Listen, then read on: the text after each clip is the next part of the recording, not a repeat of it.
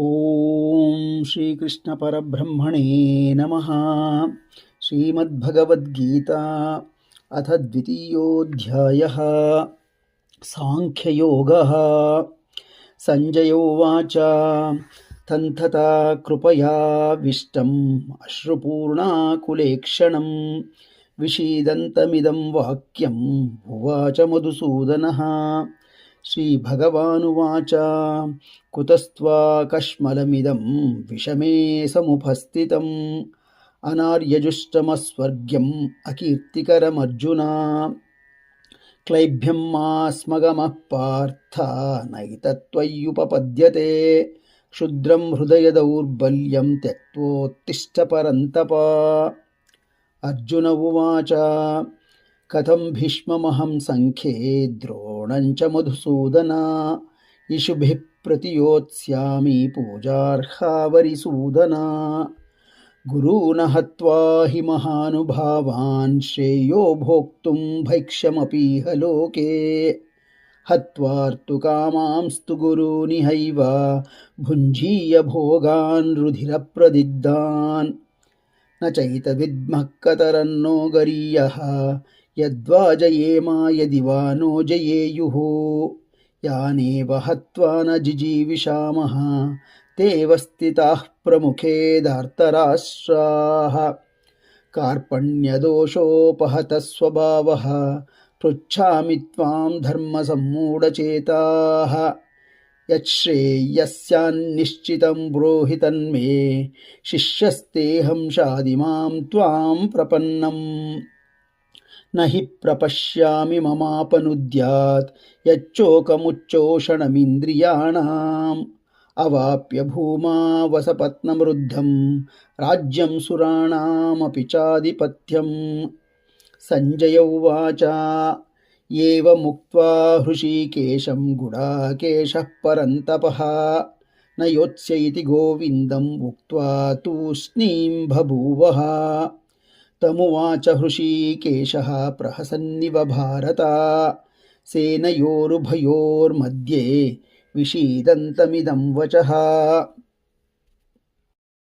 ಶ್ರೀಭಗವಾನುವಾಚ ಅಶೋಚ್ಯಾನನ್ವಶೋಚಸ್ತ್ವಂ ಪ್ರಜ್ಞಾವಾದಾಂಶ್ಚ ಭಾಷಸೆ ಗತಾಸೂನ ಗತಾಸೂಂಶ್ಚ ನಾನುಶೋಚಂತಿ ಪಂಡಿತಾಃ.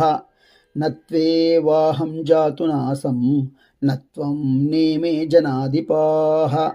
ನ ಚೈವ ನ ಭವಿಷ್ಯಾಮಃ ಸರ್ವೇ ವಯಮತಃ ಪರಂ. ದೇಹಿನೋऽಸ್ಮಿನ್ ಯಥಾ ದೇಹೇ ಕೌಮಾರಂ ಯೌವನಂ ಜರಾ ತಥಾ ದೇಹಾಂತರಪ್ರಾಪ್ತಿಃ ಧೀರಸ್ತತ್ರ ನ ಮುಹ್ಯತಿ. ಮಾತ್ರಾ ಸ್ಪರ್ಶಾಸ್ತು ಕೌಂತೆಯ ಶೀತೋಷ್ಣಸುಖದುಃಖದಾಃ. ಆಗಮಾಪಾಯಿನೋ ನಿತ್ಯಾಃ ತಾಂ ಸ್ಥಿತಿಕ್ಷಸ್ವ ಭಾರತ.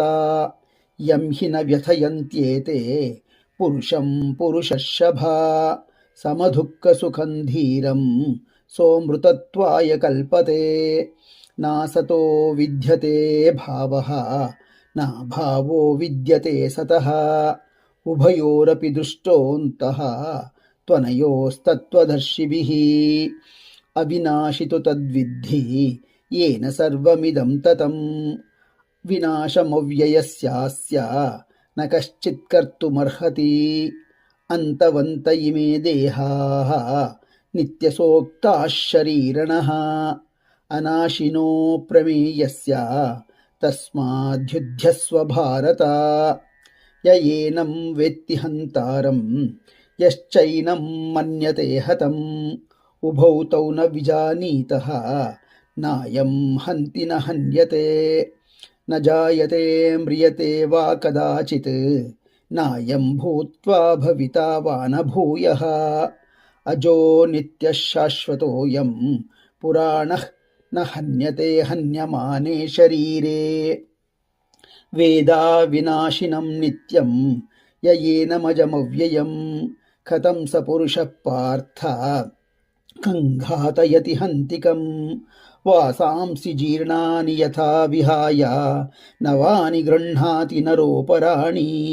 ತಥಾ ಶರೀರಾಣಿ ವಿಹಾಯ ಜೀರ್ಣಾನಿ अन्यानि संयाति नवानि देहि नैनं छिन्दन्ति शस्त्राणि नैनं दहति पावकः न चैनं क्लेदयन्त्यापः न शोषयति मारुतः अच्छेद्योऽयमदाह्योऽयम् अक्लेद्यो शोष्य एव च नित्यः सर्वगतस्ताणुः अचलोऽयं सनातनः अव्यक्तोऽयमचिन्त्योऽयम् अविकार्योऽयमुच्यते तस्मादेवं विदित्वैनं नानुशोचितुमर्हसि अथ चैनं नित्यजातं नित्यं वा मन्यसे मृतं तथापि त्वं महाबाहो नैवं शोचितुमर्हसि जातस्य हि ध्रुवो मृत्युः ध्रुवं जन्म मृतस्य च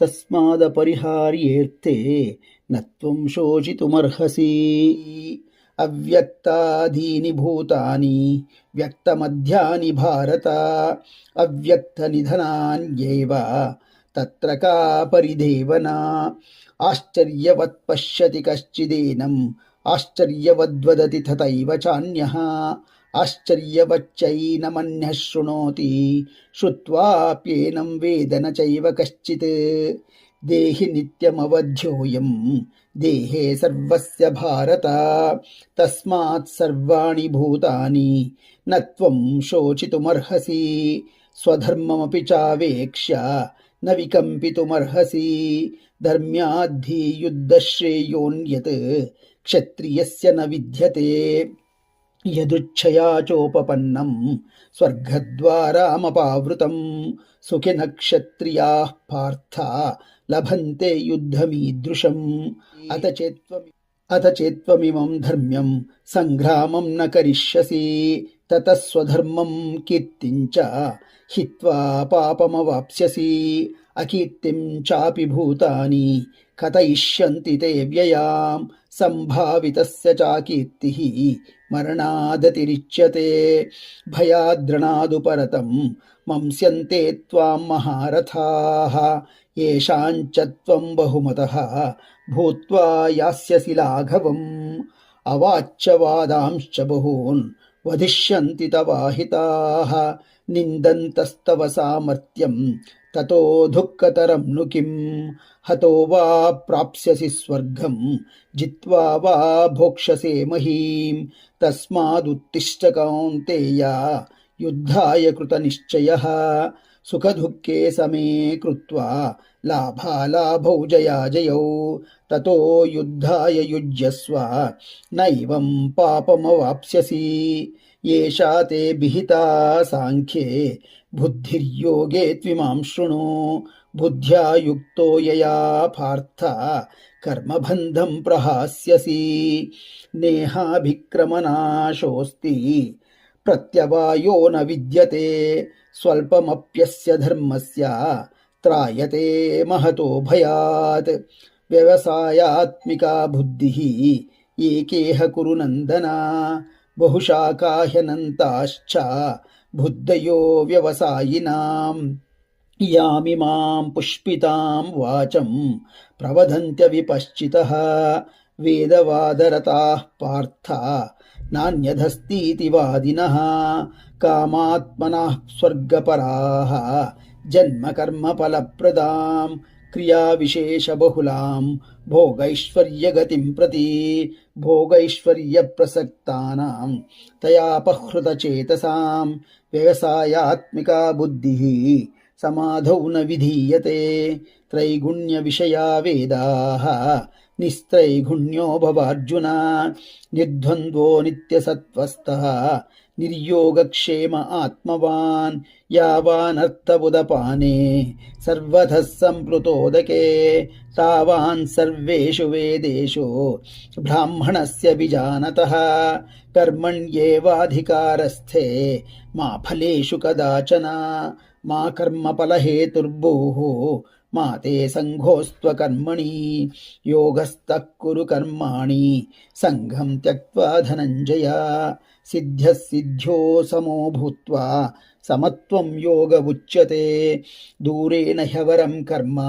बुद्धियोगाद्धनञ्जय बुद्धौ शरणमन्विच्छ कृपणाः फलहेतवः बुद्धियुक्तो जहातीह उभे सुकृतदुष्कृते तस्माद्योगाय युज्यस्व योगः कर्मसु कौशलम् कर्मजं बुद्धियुक्ता हि फलं त्यक्त्वा मनीषिणः जन्मबन्धविनिर्मुक्ताः पदं गच्छन्त्यनामयम् यदा ते मोहकलिलं बुद्धिर्व्यतितिरश्यति तदा गन्तासि निर्वेदं श्रोतव्यस्य श्रुतस्य च श्रुतिविप्रतिपन्ना ते यथा स्थास्यति निश्चला समाधावचला बुद्धिः तदा योगमवाप्स्यसि अर्जुन उवाच स्थितप्रज्ञस्य का भाषा समाधिस्तस्य केशव स्थितधिः किं प्रभाषेत किमासीत व्रजेत किं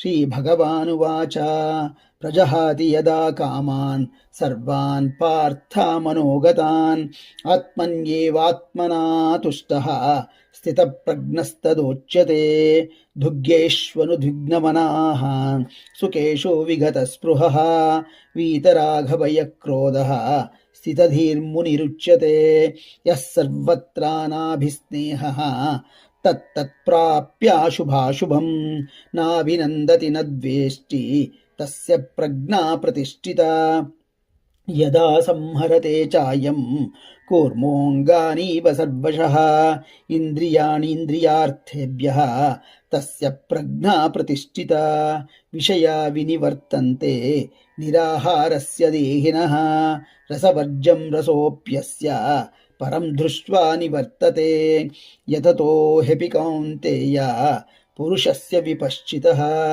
इन्द्रियाणि प्रमाथीनि हरन्ति प्रसभं मनः तानि सर्वाणि संयम्य युक्त आसीत मत्परः वशे हि यस्येन्द्रियाणि तस्य प्रज्ञा प्रतिष्ठिता ध्यायतो विषयान् पुंसः सङ्गस्तेषूपजायते सङ्गाः सञ्जायते कामः कामात् क्रोधो विजायते क्रोधाद् भवति सम्मोहः सम्मोहात् स्मृतिविभ्रमः स्मृतिभ्रंशद्बुद्धिनाशः बुद्धिनाशात् प्रणश्यति रागद्वेषवियुक्तैस्तु विषयानीन्द्रियैश्चरन् आत्मवश्यैर्विधेयात्मा प्रसादामधिगच्छति प्रसादे सर्वदुःखानां हानिरस्योपजायते प्रसन्नचेतसो ह्याशो बुद्धिः पर्यवतिष्ठते नास्ति बुद्धिरयुक्तस्य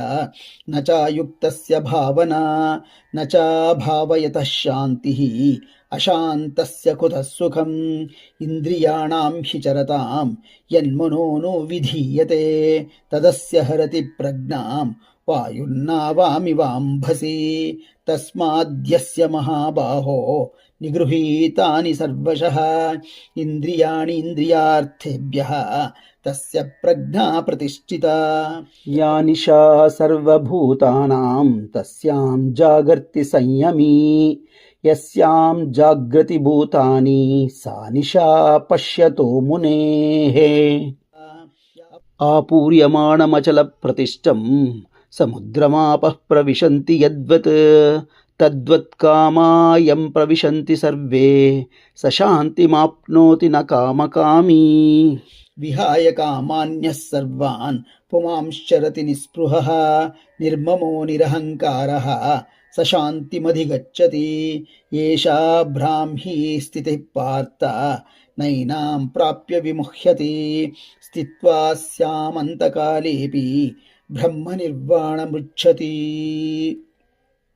ओम तत्सदिति श्रीमद्भगवद्गीतासु उपनिषत्सु ब्रह्मविद्यायां योगशास्त्रे श्रीकृष्णार्जुनसंवादे सांख्ययोगो नाम द्वितीयोऽध्यायः।